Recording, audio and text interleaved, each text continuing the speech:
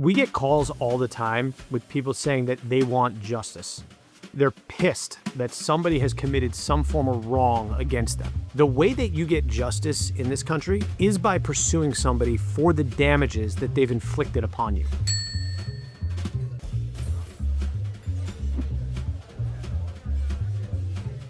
There are 3 types of damages that you can recover if you've been injured in an accident.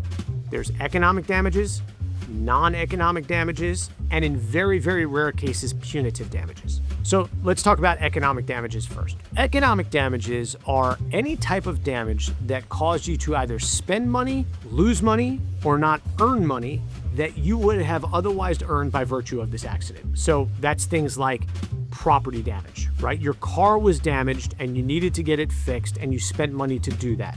You can recover that in a settlement. There's things like medical bills, right? You pay co-pays and deductibles. Then there's things like lost wages, right? If you couldn't go to work by virtue of this accident, you can recover that.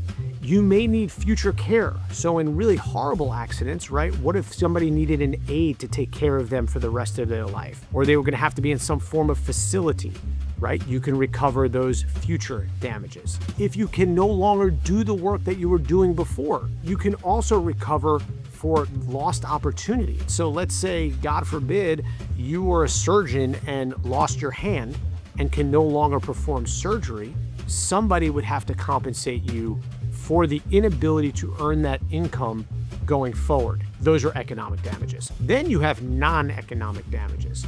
These are things that are harder to quantify, but are aimed at making you whole. Those are things like pain and suffering. Pain and suffering is the law's way of making you whole for all of, quite literally, the pain and suffering that you've incurred. How are you worse off by virtue of this accident? Can you still do the hobbies that you want to do? Can you still enjoy life in the same manner that you enjoyed it before the accident? Pain and suffering is our way of saying no, and this is how much that's worth. You also have things like emotional distress. And then there's finally loss of consortium. That could be the love and support of somebody that can no longer give you the love and support that you once got because of an injury.